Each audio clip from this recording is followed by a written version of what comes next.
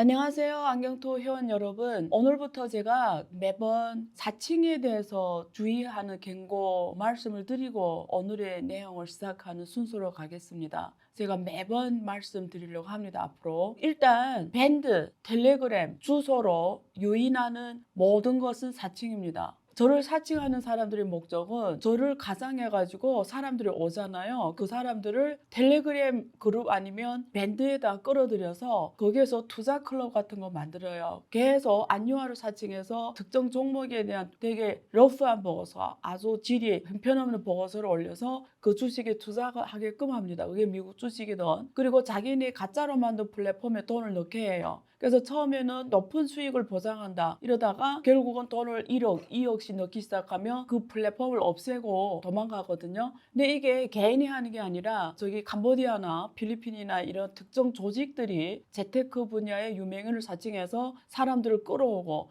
거기서 한두 사람이라도 사기에 당하면 그 사람들은 목적을 실행하는 거거든요. 그래서 끊임없이 해요. 없어지면 또 하고 또 하고. 근데 공동한 특징이 있어요. 무조건 텔레그램 아니면 밴드에다 오게 합니다. 그러니까 제 이 방송을 들은 분들은 꼭 주변에 알려주세요. 텔레그램이나 밴드다 하는 거는 무조건 사칭입니다. 그리고 페이스북에 가도 안유화 사칭한 페이스북이 여러 개예요. 저 스스로도 어느 게 제 페이스북인지 헷갈릴 정도입니다. 그래서 여러분들은 앞으로 오리지널 안유화가 하고 싶은 걸 알고 싶으면 안유화 경제투자론 지금 유튜브 게시판을 확인하시고요. 카톡 그룹은 시대의 멤버십이라는 카톡 그룹이 있어요. 무료 단톡방이거든요. 시대의 멤버십 무료 단톡방이 있습니다. 거기에 들어오세요. 그래서 앞으로 카톡 그룹은 시대의 멤버십이 아니면 들어가지 마세요. 시대의 멤버십 무료 단톡방 코드니까 거기 들어오셔서 저희 교육과정에 문의하시면 됩니다. 가장 좋은 방법은 안유화 경제투자론 게시판을 늘 체크하시는 거고요. 거기 전화번호, 메일 주소 다 있습니다. 여쭤보는 거고요. 그리고 구글이나 네이버에서 안유화 치면 나무위키, 이런 위키 백과사전 이런 데 안유화 소개하는 글에 그 아래 가면 링크가 있습니다. 페이스북 링크도 있고요. 그 링크를 통해 들어가는 거는 제가 하는 겁니다. 그래서 나무위키나 이런 데서 안유화 소개 글에서 들어가는 링크가 오리지널 안유화하는 거니까 그렇게 들어가셔도 돼요. 매번 이런 경고문을 계속 말씀드릴 거예요. 왜냐면 너무나 많은 사람들이 계속 연락이 와서 제가 아무리 경찰에 신고하고 해도 근절이 안 돼요. 기관들이 조직적으로 하기 때문에 제가 사태 위험성을 지금 인지하고 매번 말을 하려고 합니다. 자, 오늘 주제를 시작하겠습니다. 오늘 주제는 트럼프와 일론 머스크가 굉장히 지금 서로 싸우고 있다. 이런 뉴스나 또 많은 유튜브나 이런 데서 다루는 내용을 접했을 거예요. 사실 제가 1월 초 2025년 1월 첫째 주에 3프로에 나가서 세계 경제 전망하면서 미국 경제 얘기할 때 3프로 썸네일이 그렇게 돼 있어요. 일론 머스크와 트럼프는 결렬되게 돼 있다. 그래서 이미 저는 오늘이 온다라는 거를 이미 예고를 했습니다. 네, 그래서 오늘 제가 다루고자 하는 거는 다른 유튜브나 다른 언론이나 다루는 뭐 그런 시시껍절한 그런 내용이 아니라 우리는 어떤 현상을 두고 그 사물의 본질을 볼 줄 알아야 되거든요. 제가 늘 강조하잖아요. 우리는 항상 사물의 본질을 보는 눈이 있어야 된다. 그래서 트럼프와 일론 머스크가 지금 격하게 싸웠다가 잠깐 과회하는 것 같고 그러면서 앞으로 어떻게 될까 많은 사람들이 이런 이야기를 주로 하는데 저는 그 본질적인 뒷면의 배경을 다루면서 여러분들한테 어떤 시대를 보는 눈 그리고 그 방법론, 이 성공하는 방법론 이런 얘기를 좀 해드릴까 해요. 우리는 결국 사물을 통해서 본질을 보고 그 본질을 나의 생산력, 우리 개개인이, 우리 기업의, 우리 가족의, 우리 국가의 경쟁력으로 행사해야 되거든요. 높여가는 도구로. 그래서 그런 본질을 말씀드리는 시간을 갖도록 하겠습니다. 자, 일단 가장 크게 지목되고 있는 게 일론 머스크가 트럼프의 One Big Beautiful Bill, 그러니까 하나의 웅장하고 하나의 크고 아름다운 법률, 여기에 반대해서 지금 이렇게 한다. 둘이 여기서 생각이 달라서 이런다. 뭐 이런 얘기 쭉 들으셨죠? 근데 이게 무슨 내용인지 제가 간단히 말씀드리고 이어서 진행드리겠습니다. 이 법률은 지금 이미 하원을 통과했습니다. 지금 상원 통과가 되면 실행이 되는데요. 주요하게는 제조업 부흥입니다. 뭐 다 아시겠지만 미국이 제조업 회기, 제조업 부흥을 위해서 미국 국내에서는 세금을 감면하는 조치예요. 그런데 해외에서 제조하는 기업에 대해서는 관세라는 도구로 비용을 높여서 해외에 나갔던 미국 기업들마저도 결국 미국 국내에 와서 해라는 거예요. 그리고 주로 미국을 수출 시장으로 하는 다국적 기업들도 베트남이니 멕시코니 동남아에서 제조하지 말고 특히 중국에서 하지 말고 다 미국에 들어오면 감면해주고 감시해주고 그러겠다. 근데 해외에서 하는 미국 기업이든 한국 기업이든 일본 기업이든 누구든 해외에서 생산해서 미국에 팔고자 하는 제조업은 관세를 동원해서 막겠다. 뭐 이런 내용이에요. 그래서 미국 국내에 있는 기업에 한해서는 법인세가 21%에서 15%로 감세를 하는 거죠. 그리고 가장 중요한 거는 우리가 자산에 투자하잖아요. 기업들은 계속 고정자산에 설비 투자해가지고 새로운 제품을 만들고 이렇게 판매해서 이익을 가져가잖아요. 그런 고정자산에 대한 감가상각 처리를 100% 허용하는 거예요. 그러니까 우리가 이 설비가 10억이 들어간다. 이러면 보통회계법에 의해서 그걸 앞으로 10년 동안 순차적으로 감가상각 처리하는데 이 법안에서는 첫 해에 아예 다 감가상각 처리하게 해요. 예를 들면 내가 10억이 들어갔다면 첫 해에 감가상각 처리를 10억을 한 번에 하게 하면 어떻게 돼요? 그게 국가에서 보조금 받는 거랑 똑같아요. 비용 처리하니까. 1년에 한 번에 비용 처리해버리니까. 그래서 제조업들이 이런 설비 투자, 구매에 대한 비용을 낮추겠다라는 게 지금 핵심 요지입니다. 그리고 R&D 투자나 이런 것들을 다 비용화, 저태에 다 비용화 처리하게. 빅테크 기업이나 이런 기업들은 R&D 비용이 어마어마하게 들어가잖아요. 그런 것들을 1년 내에 바로 비용화 처리할 수 있게 이런 법안이 이렇게 지금 돼 있습니다. 그래서 미국에 대한 투자를 많이 해라. 미국 투자하면 그 감가상각 처리 1년에 다 해버리면 기업의 입장에서는 엄청나게 확실히 우대 크게 받는 거죠. 그리고 관세를 통해서 해외에서 제품 못 들어오게 하고 국내에서는 생산해서 감세 정책 비용을 줄여서 국내에서 수요하는 거는 국내 기업들이 공급하도록 하는 뭐 이런 것들이 첫 번째 이 법안의 요지입니다. 그래서 전략적 산업을 지원하는 거예요. 근데 이 전략적 산업에 들어가는 게 반도체, 의약 산업, 히토류. 지금 중국이 히토류를 미국에 못 팔게 하면서 트럼프가 손을 들었잖아요. 협상하자. 그래서 이제 중국 학생들도 미국에 유학하는 걸 환영한다. 이러면서 말을 지금 고쳐가고 있고. 그럼 왜 제재 인센티브나 이런 거에 대해서 지금 일론 머스크도 반대하고 미국의 민주당이나 이런 반대파들이 반대하냐? 반대파들이 반대하는 근거는 두 가지예요. 하나는 미국 국내에서 감세 처리하고 세금 감면 정책 때문에 앞으로 트럼프 임기 내에 미국 국가 부채가 3조 달러 정도 증가해야 합니다. 그리고 미국 재정 적자도 지금 6% 초반대에서 연 6.9% 증가합니다. 그러면 앞으로 3조 달러라는 이 미국 국채가 증가하게 되면 GDP 대비 130% 넘는 적자율을 기록한단 말이에요. 그러면 미국 국채가 결국은 달러에 대한 신용 하락으로 이어지고 미국 신용 등급이 이미 하락을 했죠. S&P 이런 신용평가기관에서 AAA에서 2A로 등급을 낮췄죠. 그래서 미국 국채에 대한 신용이 떨어지면서 국채가 결국은 누구도 안 사게 되는 상황이 벌어지게 되죠. 근데 제가 지난번에 말한 것처럼 스테이블 코인이나 이런 발행 확대를 통해서 안정적인 미국 국채 수요를 늘려가겠다는 게 트럼프 정부의 전략입니다. 그래서 스테이블 코인이나 이런 것들을 적극적으로 하고 있는 거고요. 왜 그럼 일론 머스크가 반대하냐? 앞에서 민주당 측면에서 하나 더 얘기하면 사실 민주당은 지금 존재감이 없어요. 지금 미국 내 민주당의 처지는 한국의 지금 국힘당 처지하고 똑같아요. 리더십이 없어졌어요, 민주당이. 그래서 지금 트럼프가 미국 내에서 제 마음대로 하고 있거든요. 거기에 대해서 야당인 민주당이 전혀 지금 감독 기능이 기제가 돌아가지 않고 있는 이유는 민주당 쪽이 한국의 국힘당처럼 당내 지금 리더십이 없어졌어요. 분열이 된 상황이고 어디로 어떻게 가야 될지 지금 갈피를 못 잡고 있는 상황입니다. 그래서 지금 야당의 역할을 못 하고 있는데 그쪽 측면에서 트럼프 하고 있는 거 보면 제조업에 대한 대폭적인 감세 정책은 결국 부자들에 대한 혜택으로 돌아갑니다. 그리고 이렇게 감세 정책 하다 보니까 어떤 쪽의 예산을 줄여야 되잖아요. 그래서 국방 생산법 이런 국방 쪽의 예산은 증가했는데 트럼프는 자기가 지금 임기가 시작한 지 한 6개월 거의 되고 있잖아요. 의료, 메디케어 이런 쪽의 예산은 대폭 삭감했습니다. 근데 미국은 전 세계에서 유일하게 일반 국민 의료가 없는 국가예요. 의료보험이 없는 국가예요. 근데 이쪽 예산을 지금 메디케어 쪽으로 대폭 삭감했기 때문에 앞으로 미국 내 많은 사람들이 결국 의료 서비스를 못 받게 되는 상황이 연출이 돼요.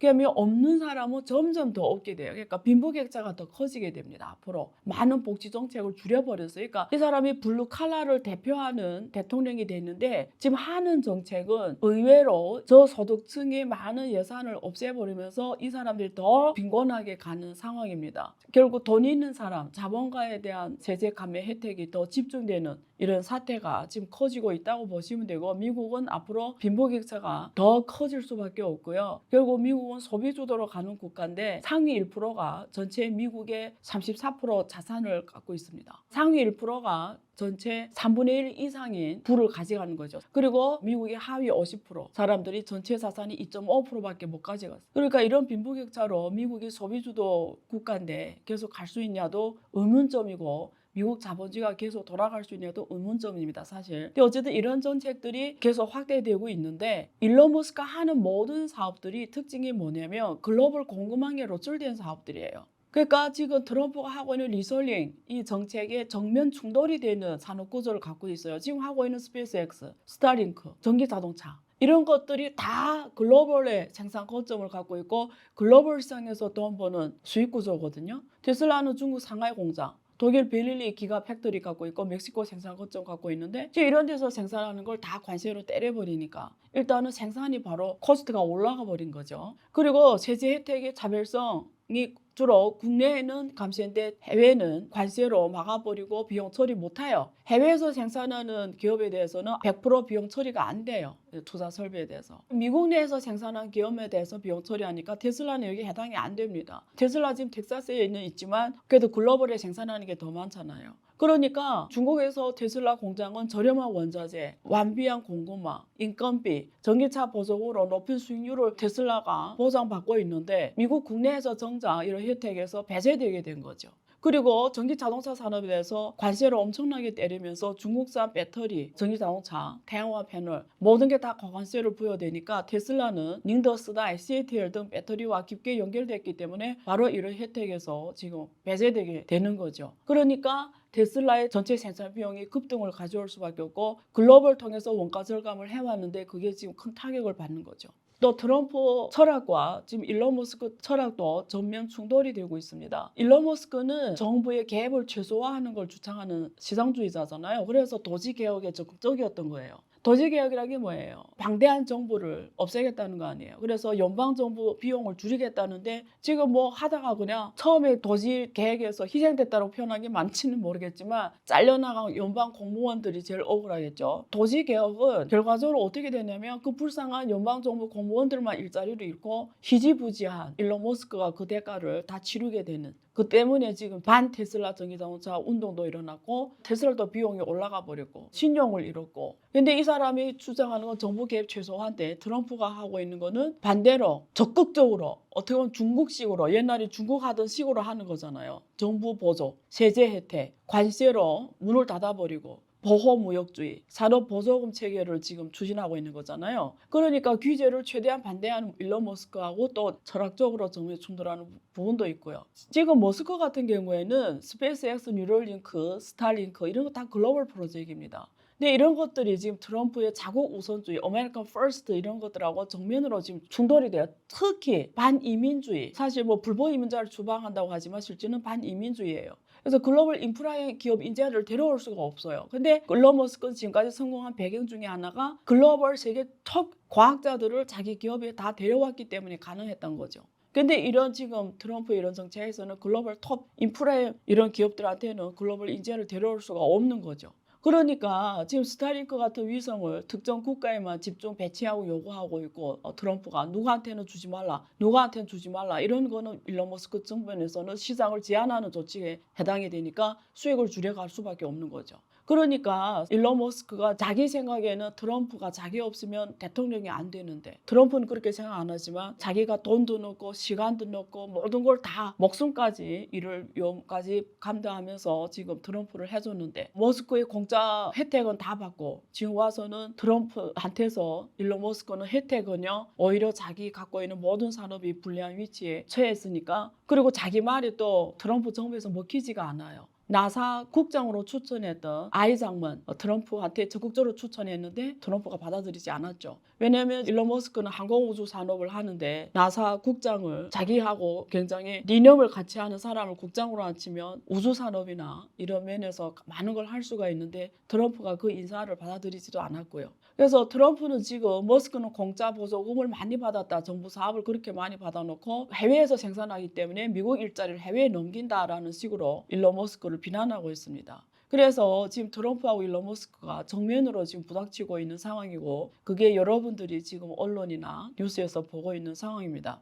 그래서 머스크는 지금 이 법안을 역겨운 해모물이라고 지금 강하게 비판하고 있으며 앞으로 이 법안이 10년 동안 미국의 부채를 거의 3조 달러 추가 재정 적자를 가져올 것이며 결국은 미국을 노예로 부채의 노예로 만들 것이다. 그래서 연방정부의 과도한 지출과 낭비성 예산으로 미국은 부채 더미에 올라앉을 것이며 결국 이런 것들이 감안하려고 트럼프가 전기차 세금 공제 등 자기 사업과 관계된 모든 정부 보조금 혜택을 없애버리는 여기에 대한 강한 불만을 나타내는 겁니다. 그래서 머스크가 뭐 자기 당을 만든다. 왜냐면 팬이 2억 2천만 명이니까 미국 인구가 3억 3천 명이잖아요. 근데 팬이 2억 2천 명이면 프랑스 대통령 마크롱처럼 순간에 대통령 될 수도 있어요. 마크롱은 인터넷 대통령이잖아요. 자기 당 의원 수가 거의 한 석도 없었어요. 순수하게 인터넷을 통해서 대통령이 된 사람이에요. 그러니까 일론 머스크도 원하기만 하면 당을 만들어서 뭔가 정치를 할 수도 있겠는데 그거는 제가 가능성이 지금 와서 크지 않다고 보고 불가능하다고 보고 근데 반대로 만들어서 다른 자기 이념을 같이 하는 사람을 그 당수로 앉혀가지고 자기 대통령으로 올릴 수 있는 영향력은 갖고 있겠죠. 어쨌든 지금 전반적으로 일론 머스크와 트럼프의 정면 충돌은 결국 이러한 것들이 큰 시대적 배경에 원인이 있는데 결국은 트럼프는 그게 전통산 산업이든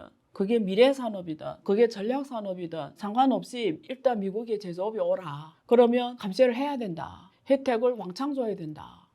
저는 이해는 돼요. 근데 또 다른 부정적인 영향이 엄청 크다. 미국의 빈부격차를 확대시키고 결국 임기 내에 제조업 회귀라는 게 근본적으로 불가능한데 왜냐면 글로벌 공급망이 수십 년 이루어진 거를 어떻게 4년 대통령이 할 수가 있겠습니까? 그리고 4년 후에 어느 대통령이 와서 또 어떻게 할지는 모르는데 글로벌 공급망을 갖고 있는 기업의 입장에서는 그 불확성에 노출되는 자체가 굉장히 조심스러울 수밖에 없죠. 그런 것들이 결국 미국 내 빈부격차를 키우는 오히려 악영향이 더 커지고 미국 내 부자들한테는 자산이 더 축적되게 하는 그러니까 부정적 효과가 긍정적 효과로 더 커질 수 있지 않을까 이런 우려 또한 있습니다. 그리고 의료나 이런 것들 메디케어 쪽으로 오히려 이것만 미국에서 문제를 해결하면 미국의 45% 빈곤층이 바로 중진국 이상으로 생활 수준을 높일 수 있음에도 불구하고 그런 것들이 트럼프 정부에서는 무시되고 있는 것들이 소비 주도형 국가로 가는 미국의 입장에서 장기로 봤을 때는 득보다 실이 좀 크지 않을까 생각합니다. 근데 또 미국의 입장에서는 제조업이 지금처럼 공동화가 일어나면 제가 여러 번 안경투에서 분석해 들은 것처럼 결국은 남한테 지배당하는 또 상황이 오기 때문에 안 할 수도 없어요.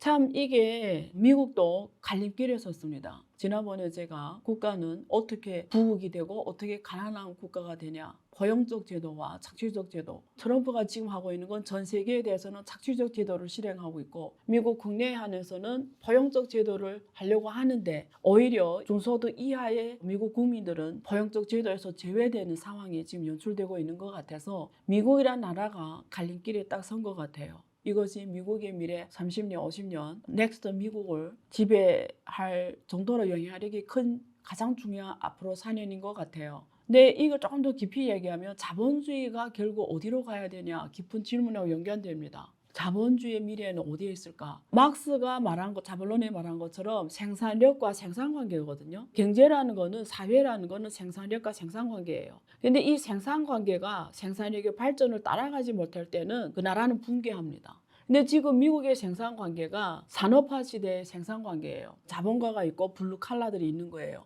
그래서 이 블루칼라들은 노동자들은 자본가에 여기에서 일을 해서 월급을 받아서 그걸로 안락한 가정을 꾸리고 생활을 하고 이게 산업화 생활 체계였어요. 그런데 그동안 생산력이 너무 폭발적으로 성장해서 지금 인공지능 시대에 왔습니다. 그러면 이제는 블루칼라가 없어요. 사실 블루칼라가 필요 없게 됐어요. 그래서는 노동자라는 개념도 없어져야 되는 거예요.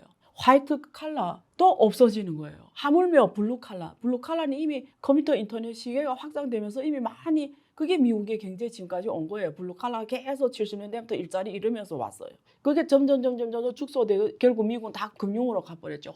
블루칼라가 미국엔 존재하지 않은 지가 오래됐어요. 근데 계속 이 블루칼라 이익을 대표한다. 그러니까 미국의 정치 오피니언 리더들 민주당이든 공화당이든 이 미국에 정치하는 사람들 있잖아요. 아직도 산업화 시대 머리예요. 트럼프를 포함해서 트럼프 낸대에 있는 사람들, 이 지금 민주당, 공화당 이 사람들은 머리가 정치인들 머리가 산업화 시대의 머리예요. 세상을 보는 게 지금도 산업화 시대로 보고 냉전으로 보고 산업화로 보는 거예요. 블루칼라는 없어진 지 옛날입니다. 근데 이 블루칼라가 미국이 제일 빨리 없어졌고 지금 일본, 한국, 중국 다 없어지게 생겨요. 근데 아직도 이 정당들은 블루칼라를 대표한다? 그건 사기입니다. 블루칼라가 없는데 무슨 블루칼라 이익을 대표해요? 정당도 시대에 따라 빨리 철학과 이념을 그 시대에 맞게 만들어가요. 생산관계가 변했다는 거예요. 자본가와 노동자였어요. 근데 이게 AI가 들어오면 노동자가 없다니까요. 생산관계가 변했는데 정당도 변해야 되는 거죠. 생산력은 폭발적으로 성장하는데 생산관계는 그대로 하며 정당도 그 이익을 지키려고 하니까 어떻게 이게 발전합니까? 생산력은 이렇게 가는데 생산관계를 계속 그 생산관계에서 정당의 이익을 계속 반영하려고 하고 그걸 계속 지켜야 하다 보니까 사회 발전과 정치 정당이 거꾸로 가면서 사회 발전이 반대 힘이 돼버리는 거죠. 그걸 기득권이 발전을 막는다고 해요. 사회가 이렇게 기술이 포괄 이렇게 가는데 정당은 계속 기존의 생산관계를 그걸 지키려고 하는 철학과 이념 가다 보니까 이게 역반동이 나면서 나라가 엉망이 되는 거예요. 점점 나라가 저렇게 되는 거죠. 그러니까 본질에 착안해야 되거든요. 시대의 본질에. 생산력과 생산관계가 지금 변화되는 시점입니다. 그래서 제가 새로운 이제는 생산관계와 급격하게 생산력이 새로운 생산관계를 만들고 그게 영향력 자산을 키워줘야 돼요. 이제는 블루 칼라든 화이트 칼라든 자기의 영향력 자산을 가지지 않으면 미래에는 살 수가 없어요. 그걸 대표하는 정당이 나와줘야 돼요. 그 새로운 관계로 정립이 돼야 돼요. 새로운 철학을 요구해야 돼요. 정당한테. 근데 그런 것들이 지금 안 보이는 겁니다. 자, 그래서 저는 많은 분들이 일론 머스크하고 트럼프가 화해하냐 화해하지 않냐 거기에 따라 테슬라의 주가가 단기 뭐 올라갔다 떨어졌다 올라갔다 떨어졌다 하겠지만 테슬라 발전의 펀더멘탈은 미래 발전입니다. 시대에서 흐름이에요. 그걸 봐줘야 돼요. 주가가 단기 충격에서 지난번에 14% 하루에 떨어져 버렸잖아요. 또 뭐 조금 화해 분위기가 조금 올라가고 이런 것들을 여러분이 단타하지 않을 거면 그런 걸 보는 게 아니라 문제의 본질을 봐야 됩니다. 근데 테슬라의 일론 머스크가 성공하게 된 거는 결국 문제의 본질에 입각하기 때문에 테슬라의 일론 머스크가 세계적인 성공을 이룬 겁니다. 그래서 저는 마지막으로 테슬라의 일론 머스크의 성공에 오히려 더 집중해보자. 일론 머스크는 왜 그렇게 성공할 수가 있었을까? 저는 이 사람이 가장 크게 성공한 비결은 이 사람이 여러 인터뷰나 자기 책에서나 여러 상황에서 자기가 문제를 어떻게 사고하는지를 누누이 자세하게 말을 해서 제가 한번 그 원리로 여러분들이 미래의 테슬라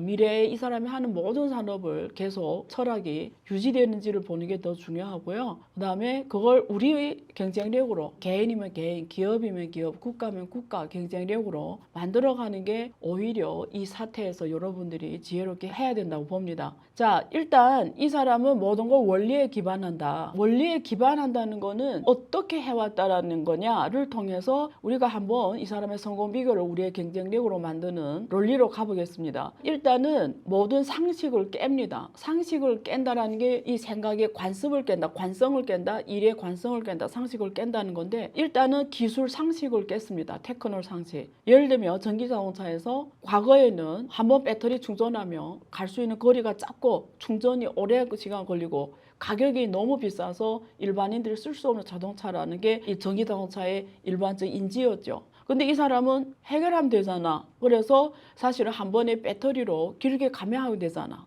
가격은 일반 사람들이 살 수 있는 가격대로 내려오면 되잖아. 어떻게 하면 코스트를 절감시키는 고민하면 되잖아. 그래서 중국에서 공장을 만든 거거든요. 왜냐면 미국에서 아무리 해봤자 테슬라의 전기자동차 가격을 다운시킬 수가 없는 거예요. 그래서 세계에서 어디서 가장 싸게 만들지? 중국이었던 거죠. 그래서 중국에가 생산 공장 만든 겁니다. 로켓 발사도 그래요. 과거엔 이게 국가에서 하는 거잖아요.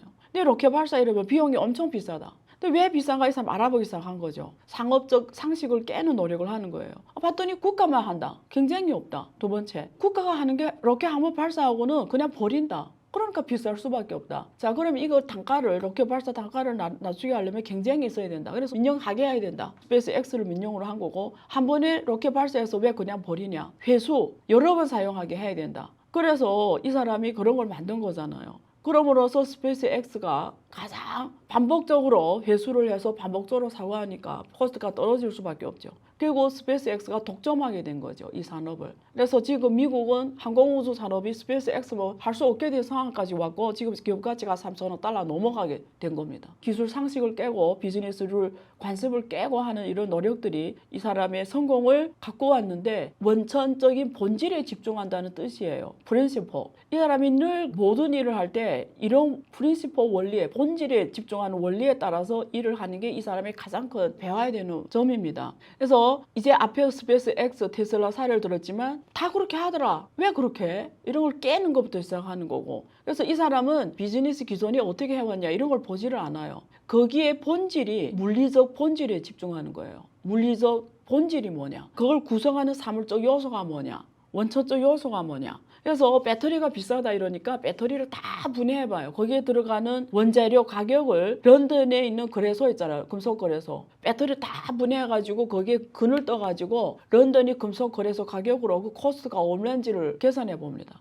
봤더니 한 1만 달러 하는 것들이 거기서 82달러, 킬로그램당 82달러면 되는 사실을 보고 와 이거는 내가 직접 배터리 공장 만들어야 되겠다고 생각하는 거예요. 그러니까 자기가 직접 배터리 공장 만들면서 코스트를 킬로와트당 100달러로 떨어뜨리는 거예요. 그래서 전체 모델 3, 전체 자동차 가격 30%를 떨어뜨리게 하는 거죠. 그러니까 다 분해해봐가지고 이걸 우리가 새롭게 했을 때 얼마냐. 이런 물리적 극한, 물리적 요소 이런 데 입각해서 원천부터 다시 접근하는 거죠. 그리고 가장 인상 깊은 게 그런 거예요. 처음부터 성공할 생각하지 말라. 빨리 실패하는 방법을, 실패하는 속도를 10배 높여라. 그래서 처음에 한 60점짜리 물건 만들고 하면서 100점짜리 물건을 만들어 가자. 이런 얘기를 많이 합니다. 그래서 이 사람한테 실패는 데이터예요, 데이터. 수많은 데이터를 만들어가는 거예요. 수많은 실패를 막 빨리빨리 해서 극한까지 완비화하는 과정을 거칩니다. 그래서 저는 이런 것들이 정말 실패를 합비내고 만들어가면서 60점짜리 물건 여러 번 실패한 사례 많습니다. 이 테슬라 자동차가 사고가 많이 나고 배터리가 폭발하고 이런 사건 많아요. 근데 이런 것을 다 공개하고 또 SNS를 통해서 인터넷 팬들하고 토론해요. 아이디어 내는 걸 또 받아들이고 이러면서 공개 토론장으로 또 이런 실패를 공개해버려요. 그러면서 계속 완비해 갑니다. 그래서 이 사람은 가장 빠르게 성공하는 방법이 가장 빠르게 실패하는 거다. 10배 빠른 속도로 실패함으로써 마지막 100점짜리 물건을 만들어서 세계 최고로 가는 이런 것들이 이 사람의 성공의 가장 큰 비결입니다. 일반적인 사람이 이렇게 생각 안 해요. 이 사람 생각은 알고리즘 사고법이에요. 데이터를 만들어가는 거예요. 데이터에서 답을 찾는 과정하고 완벽화가는 과정이 데이터적인 사고방식인데 일반 사람들은 그렇게 접근 안 하고 경험을 강조해요. 해봤어? 해본 사람을 고용하고 안 해본 사람 고용 안 하고 오히려 일론 머스크 사고방식 때라면 실패한 사람을 고용을 해야 돼요. 실패한 사람 하나의 데이터를 갖고 있는 거예요. 안 되는 방법. 그래서 이 사람은 알고리즘 사고방식이고 대부분 사람은 경험적 사고방식이에요. 경험적 사고방식은 산업화 시대에는 맞겠지만 지금 시대에는 안 맞습니다. AI 시대에는. 알고리즘 사고방식이라고 계속 데이터를 갱신해서 그 데이터 속에서 답을 찾는 것이야말로 성공하는 길인데 아직도 미국 산업계, 중국 산업계, 한국 산업계, 대부분 산업계는 과거 산업화 시대의 경험 대부분 기업들이 그래서 성공 못하는 거예요. 그리고 과거 성공했던 기업도 앞으로는 성공 못하는 거예요. 계속 산업화 시대의 경험 사고방식으로 가며 이제는 알고리즘 사고방식으로 가고 데이터 사고방식으로 가야 되는 거예요. 그래서 이런 것들을 일론 머스크를 통해서 우리가 배워야 되고 그리고 이 사람 또 잘하는 게 뭐냐면 이게 사실 엔지니어 출신으로서 이런 걸 대부분 못하는데 레버리지를 잘 활용해요. 그러니까 속도, 빠른 실패 그리고 그 실패를 공개화한다. 많은 사람들이 지혜를 이용한다. 그래서 이 사람이 자원을 레버리지로 잘 활용해요. 융자, 자금 조달 그게 하나의 자금 레버리지. 두 번째, SNS를 잘 활용해요. 한국의 어느 리더가 SNS를 잘 활용해서 그걸 통해서 레버리지하는 리더를 봤어요? 못 봤죠? 이게 한국이 큰 문제점입니다. 한국 산업계가 아직도 경험적 사고방식에 잡혀 있는 거예요. 이 사람은 SNS를 통해서 많은 사람들이 지혜를 레버리지로 활용해요. 실패를 공개화함으로써 거기서 많은 토론을 통해서 거기서 아이디어를 많이 받습니다. 그래서 이런 것들도 사실 이 사람한테서 배워야 되는 거고 이 사람이 이런 얘기를 많이 했습니다. 그래서 이제는 산업화 시대에 경험을 통해서 계속 조심조심 해가면서 이런 사람이 성공하는 게 아니라 빨리빨리 시스템을 업그레이드 해가는 사람이 성공하는 거예요. 이 시대에는. 그래서 불가능을 노모로 만드는 민첩한 시스템을 만들어가는 것이 일론 머스크한테서 우리가 배워야 되는 겁니다. 저는 늘 말하죠. 사람은 인지밖에 돈을 못 번다. 자기 모르는 세계에 돈을 벌 수는 없어요. 제가 지금 그 비트코인 강좌가 이번 주부터 2주차 강연이 시작되는데 제가 비트코인 강연을 안경투에서 무료로 이렇게 동영상으로 얼마나 많이 했습니까? 근데 안타까워요. 아직도 이 비트코인을 갖다가 나하고 상관없는 사물로 보는 사람이 이 세상의 대부분이란 사실이 얼마나 이게 웃기는 사실이냐면 트럼프가 말을 했잖아요. 트럼프가 그 국가에 100만 비축을 하겠다고 이미 말을 했어요. 그리고 비트코인은 2100만 개밖에 없어요. 한국 사람 5천만 인구가 한 사람이 한 개씩 가지고 여러분 인생 목표에 비트코인 하나 가진데도 이제는 가진다는 보장이 없어요. 지금부터 나의 인생에 비트코인 하나 가질 거야 해도 한국 5천만 개가 골고루 하나씩 못 가진다라는 거예요. 왜? 2100만 개. 트럼프가 이미 세계에서 달러, 기축통화를 툭툭 찍어내면 물건을 살 수 있는 기축통화 달러를 만드는 국가의 대통령이 법으로 100만 비트코인을 비축하겠다고 말을 했는데도 비트코인을 안 가져가면 어떻게 해요? 지금 스테이블 코인을 지니어스 법안을 만들었잖아요. 그래서 스테이블 코인을 확장하겠다는데 중국은 비트코인 안 할 것 같죠? 아닙니다. 중국 본토에서는 공개적으로는 못하게 하지만 홍콩을 통해서 지금 미국하고 이 영역을 다루고 있어요. 최근 중국에서 스테이블 코인 법안이 통과가 됐어요. 가속화하고 있어요. 지금 미국에서 막 지니어스 액트 판 막 이러니까 지금 홍콩에서 스테이블 코인 방안이 정식 통과돼서 나왔어요. 그래서 홍콩은 이제 누구나 스테이블 코인을 하게 해요. 그래서 중국의 찡동이 있죠. 제가 지난번에 10억의 독서 모임에서 중국의 테리픽 10기업, 10개 기업, 거기 찡동이 있잖아요. 찡동이 지금 스테이블 코인을 하고 있습니다. 홍콩이 지금 신청해 넣었어요. 중국이 미국보다 더 강하게 스테이블 코인을 지금 한다고 보시면 돼요. 이런데도 비트코인을 안 하면 어떻게 한다는 거예요? 나 이해를 못 하겠어요. 이런 사람들의 마인드를. 아직도 비트코인을 가짜 돈이니 진짜 돈이니 뭐 변동폭이 커서 뭐 어쩌고 저쩌고 하는 사람들은 비트코인의 철학을 몰라요. 비트코인 철학을 모르기 때문에 비트코인을 그렇게 보는 거예요. 비트코인이 왜 나왔는지 그게 핵심입니다. 비트코인의 핵심. 그래서 제가 1주차 강의에서 비트코인은 화폐다라고 1주차 강의에서 이 철학을 심어줘요. 근데 여기에 대해 반대하는 사람이 많아요. 왜 화폐 아니라고. 왜 화폐인지부터 알아야 될 거 아니에요.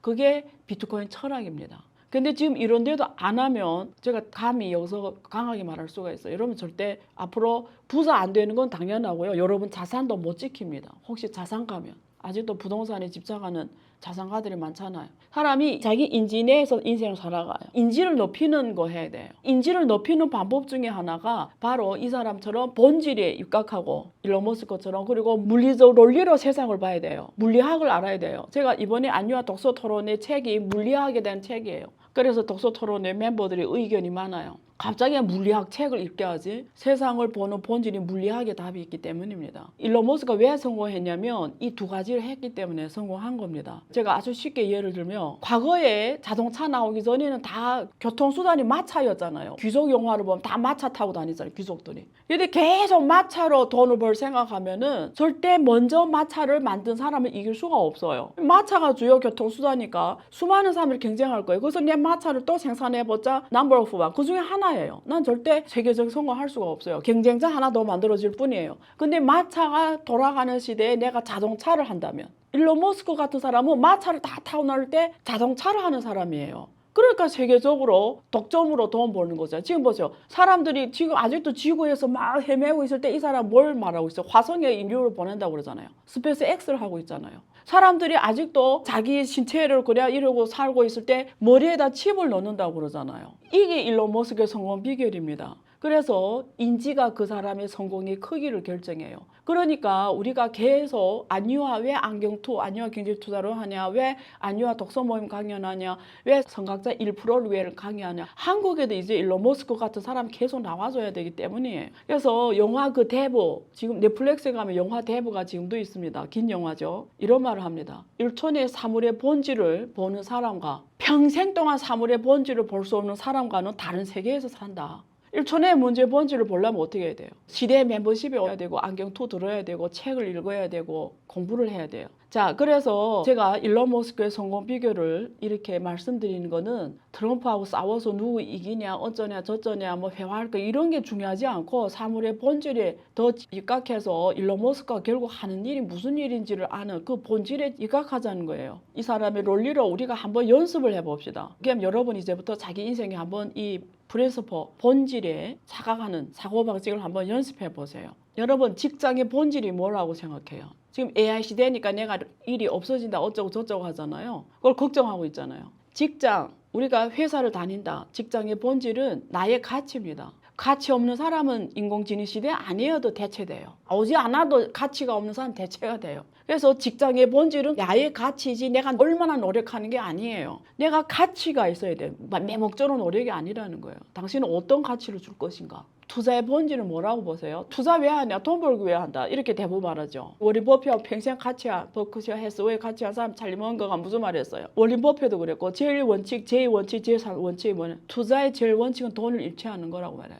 여러분 투자의 본질은 리스크 관리입니다. 사업의 본질도 리스크 관리예요. 먼저 다 죽어버리는데 무슨 돈을 벌어요? 그렇죠? 여러분 교육의 본질이 뭐라고 봐요? 교육의 본질. 교육의 본질을 우리는 특히 한국 어머니들이 교육 열정이 강하잖아요. 중국의 어머니들도 교육이 좀 만만치가 않아요. 한국 어머니 더 대단하게 중국 엄마들이 더 많이 교육시켜요. 점수가 아닙니다. 교육의 본질은. 학교에서 A 맞냐? 서울대 가냐? 하버드 가냐? 칭화대 가냐? 아니에요. 교육의 본질은 뭐냐요? 어떤 능력이 있는 사람을 키울 거냐예요. 그 사람이 앞으로 사회에서 자기 자식이 어떤 가치로 어떤 능력으로 살아가게 하냐가 교육의 본질입니다. 어느 대학 가고 어느 점수 맞고가 아닙니다. 소통, 한국 지금 정치 상황, 미국 정치 상황, 소통이 핵심이라고 저는 보는데 여러분 소통의 본질이 뭐라고 봐요? 이재명 대통령이 전날에 얘기하는 게 협치였어요. 통합 되게 잘한다고 저는 생각하는데 자 저는 소통의 본질이 우리가 상대방을 설득한다고 생각하죠. 내 주장을 상대방을 설득시키는 것. 저는 그게 아니라고 봅니다. 소통의 본질은 공감입니다. 공감. 정치라는 거는 서로 다른 이익을 대표하는 거예요. 설득할 수가 없어요. 각자 이익이 다르기 때문에. 그러면 우리가 어떤 가고자 하는 목표에 공감을 해주게 하는 게 소통이에요. 그리고 우리가 어떤 전략, 어떤 의사결정 이런 것들이 본질이 뭐라고 생각해요? 대부분은 전략, 방안, 방법, 전술을 하면은 뭘 해야지 이런 걸 생각하잖아요. 아닙니다. 목표를 설정하는 거예요. 어디로 갈 것인가. 저는 한국 대통령이나 한국 오피니언 리더들, 한국의 기업인들이 가장 우선해야 되는 게 대한민국이 10년, 20년, 50년이 어떤 대한민국을 만들 것인가. 이재명 대통령이 포커스를 맞춰야 되는 거는 자기 임기 5년을 거쳐서 50년 대한민국이 어떤 나라로 가게 하겠네. 오늘의 정책에 포커스를 맞춰야 된다고 저는 봅니다. 50년 후, 100년 후에 한국 사람들이 애기 안 낳아서 다 이 땅에 애기 없다고 해요. 그게 무슨 의미가 있어요? 5년 임기가. 그래서 목표라고 저는 봅니다. 전략의 핵심은 목표입니다. 우리가 네트워크, 인적 네트워크 이런 관계를 많이 하죠. 중국말로 하면 관시, 서로 네트워크를 만들고 여러분 사교, 네트워크 이런 관계의 본질이 뭐라고 봅니까? 핸드폰에 수만 명이 전화번호 있어요. 그게 핵심인가요? 아닙니다. 여러분 뭔가 할 때 같이 해줄 수 있는 양보다 질입니다. 그런 질. 우리가 지금 유튜버들이 막 구독자 수가 100만 뷰, 200만 뷰 유튜버 많아졌어요. 코로나 때 팍 올라가가지고 코로나 때 사람들 앉아 유튜브만 봤잖아요. 확 올라가가지고 이방 200만 명 넘는 유튜브도 많아요. 근데 동영상 하나 올리면 10,000명도 안 봐. 그걸 제가 관계 자산이라고 해요. 그거 아무 의미 없습니다. 양보다 질. 자, 창업의 본질이 뭐라고 봐요? 내가 좋아하는 거 하지? 아니죠. 사람들이 뭘 원하는 거 하냐? 그거죠. 시장입니다. 시장. 매니지먼트의 본질이 뭘까요? 뭐 여기서 어느 사람 세우고 여기서 누가 일 잘하고 이거 어떻게 하고 이런 게 매니지먼트 본질이 아니에요. 관리의 핵심은 모든 기업의 핵심 멤버들이 하나의 목표를 같이 보게 하는 거예요. 하나의 목표를 동시에 보고 가게 하는 거예요. 제품, 제조업이 제품을 하잖아요. 제품의 본질은 뭘까요? 예를 들면 스마트폰하고 컴퓨터 만들고 기계를 만들고 하는 본질이 뭘까요? 기능을 많게 하는 게 아니에요. 사람들이 수요에 정확하게 맞춰주는 게 핵심입니다. 제품의 본질은. 그래서 기업도 그렇고 개인도 그렇고 국가도 그렇고 자기 포지션을 잘 정해야 되는데 이 포지션의 핵심은 틈새 시장을 노려라 이런 말 하잖아요. 저는 그거보다도 일론 머스크처럼 다른 인지를 하는 거예요. 상식을 깨는 거예요. 기술 상식, 비즈니스 룰의 상식, 문제를 다시 구성하는 거예요. 다 해체해가지고 문제를 구성하는 법도 다시 하는 거라고 봐요. 저는 그래서 틈새 시장 노리는 게 아니라고 봐요.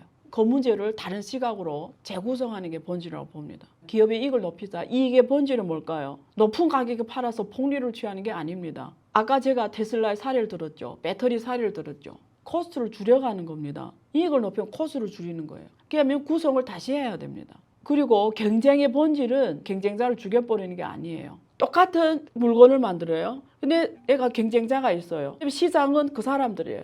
경쟁의 본질은 이 사람을 죽이는 게 아니고 저 고객들이 나한테 오게 하는 거예요. 그러니까 중국 내에서 지금 기업들이 죽이려게 해요. 가격 경쟁으로. 중국말로 쨘 한다고 하거든요. 가격 경쟁 왜 하냐면 상대방을 죽이려고 하는 거예요. 상대방을 죽인 다음에 그러니까 자본을 막대하게 태운 자만 이길 수 있는 거예요. 계속 적자 경영해요. 상대방 죽을 때까지. 그 다음에 시장을 자기네 다 갖고 온 다음에 어떻게 해? 독점으로 하고 이율을 많이 남겨서 이기려고 하니까 다 죽어버리는 거예요. 국가도 죽어요 나중에. 그러면 저건 잘못된 경쟁 방식이에요. 그래서 경쟁의 본질은 경쟁자를 죽이는 게 아니에요. 고객을 어떻게 나오게 오게 하는 거지. 그러면 경쟁자하고 다른 방법을 써서 나게 고객 오게 하는 걸로 이렇게 선의적으로 경쟁을 해야 되죠. 그래서 중국의 기업인들은 중국 내에서 아무리 많이 팔아도 돈을 못 벌어요. 그래서 자꾸 해외에 나가는 거예요. 왜? 해외에 나가면 돈 버니까. 해외에 나가면 이익이 딱 남으니까. 국내에서 아무리 팔아도 돈을 못 벌어. 매출만 잡혀요. 다 매출 채권이야. 그 또 돈도 못 수금해. 보통 1년 후에 돈 줘요. 그러면 부품 기업들을 다 죽어버리는 거예요. 그래서 지금 중국이 저를 고치지 않으면 중국 미래 없습니다. 지금. 큰 문제예요. 경쟁을 잘못하고 있어요. 브랜드의 핵심 뭐예요? TV에다 계속 광고 내고 유튜브에다 계속 광고 내고 뭐 신문에 광고 내는 게 아니에요. 레퓨테이션입니다. 브랜드는 핵심이 신뢰입니다. 신뢰. 신용, 신뢰. 가격이 핵심 뭐예요? 우리가 이 물건의 가격을 싸게 하자. 코스트를 최대한 줄이자. 이게 아니라 아무도 못하는 영역의 제품을 내가 만들어서 나의 가격을 정하는 거예요. 일론 머스크가 여러 번 말했어요. 자본주의가 경쟁이라고 하는데 자본주의는 경쟁의 핵심이 아니다. 경쟁한다라는 거 남과 똑같은 거 한다는 얘기예요. 그러니까 경쟁하니까 가격이 떨어질 수밖에 없는 건데 자본주의 핵심은 독점이라고 얘기해요. 그 말은 뭐냐면 남이 못하는 걸 내가 한다는 거예요. 그러니까 가격의 핵심은 없는 걸 만들어내는 거예요. 나만이 할 수 있는 거. 리더의 핵심은 철학이고 신념입니다. 이념입니다. 많은 사람들을 속여가지고 펜을 만들고 막 과장해서 말하고 돈도 안 되는 걸 이거 하면 대박 납니다. 이거 하면 돈 벌어요. 이 알바하면은 돈 벌어요. 이 동영상 들으면 대박 칩니다. 그런 건 다 거짓말이에요. 요즘에 하도 일자리도 없고 경제가 나쁘니까 이 알바를 하면은 한 달에 몇백만 원씩 번다는 광고가 많을 거예요. 절대 거기에 사기 당하시면 안 돼요. 그게 대부분 어떤 사기인지 알아요? 여러분 오게 한 다음에 카톡 친구가 된 다음에 여러분들을 이렇게 구실로 저렇게 해서 캄보디아 데려가요. 캄보디아 데려가가지고 캄보디아 빌딩에 감금해 놓고 막 때리면서 안유화 사칭하게 하고 건물에 가둬 놓고 보이스피싱해요. 그 영화도 나왔잖아요. 그 범죄도시 2가 그걸 다루고 있잖아요. 3인가? 근데 이게 사실이에요. 그래서 제가 지난번에 SBS 그것이 알고 싶다에 1월 달에 나가고 3월 달인가 나가고 5월 달에 범죄도시가 존재한다라 완투로 나갔어요. 그걸 다루고 있습니다. 근데 그 대부분 알바가 그런 사람 모집하는 거예요. 걔네한테 잘못 걸리면 감금되고 혹독하게 맞고 죽을 수도 있어요. 유튜브도 그렇고 이런 데서 하루아침에 뭐 일확천금 돈 번다 이게 다 가짜입니다. 세상에 공짜가 없어요. 그렇게 쉽게 오는 돈이 없습니다. 그러니까 이런 사기에 막 대박친다 이런 종교적으로 막 거짓말하게 하고 확 하게 하고 이런 데 달려들면 안 됩니다. 자, 그래서 매출의 핵심은 지금 사람들 잘못하고 있는데 나쁜 사람들 많아요. 사람을 속이는 거예요. 머리를 세뇌시키는 거예요. 매출의 핵심은 고객 만족이거든요. 필요한 걸 공급하고 고객 만족시키는 게 매출 전략, 영업 전략, 마케팅의 핵심입니다. 고객 만족인데 사람을 자꾸 세뇌시키려고 해요. 마케팅의 핵심은 고객이 필요한 걸 주는 거예요. 전략의 핵심은 일론 머스크처럼 남들이 못하는 걸 돌파하는 게 전략의 핵심이에요. 자, 그래서 일론 머스크에서 이런 거를 좀 배웠으면 좋겠다 이렇게 생각해서 오늘 여기까지 했습니다. 네. 마지막으로 비트코인 강좌가 이번 달 내내 열리고 온라인 강좌다 보니까 여러분들이 지금 들어가셔도 똑같이 일주일에 7강의씩 올리니까 시간 내서 그때 들으시면 돼요. 3주차와 4주차 강의는 실무입니다. 여러분들한테 실제 비트코인을 어떻게 투자하고 어떻게 안전하게 보관하고 해야 되는지를 실무를 가르칩니다. 2주차는 지금 기술적인 거 알아야 되는 기본 개념을 지금 알려주고 있고요. 그래서 꼭 기회를 놓치지 마세요. 이거는 해도 되고 안 해도 되는 게 아니라 안 하면 안 되는 거예요. 그래서 답답해요, 저는. 그래서 그런 측면에서 하는 강의니까 꼭 기회를 놓치지 말고 들어주시면 감사하겠습니다. 마지막으로 늘 구독과 좋아요를 눌러주시는 모든 분들 정말 감사하고요. 여러분들이 늘 소중한 시간으로서 저희 강연 들어주셔서 감사하고요. 또 여기에 이렇게 슈퍼챗 쏴주시는 분들, 좋은 글 올려주는 분들 너무 감사합니다. 윈한국님, 김성수님, 부산 해바라기님, 김미수님, 령봉류님 너무너무 감사합니다.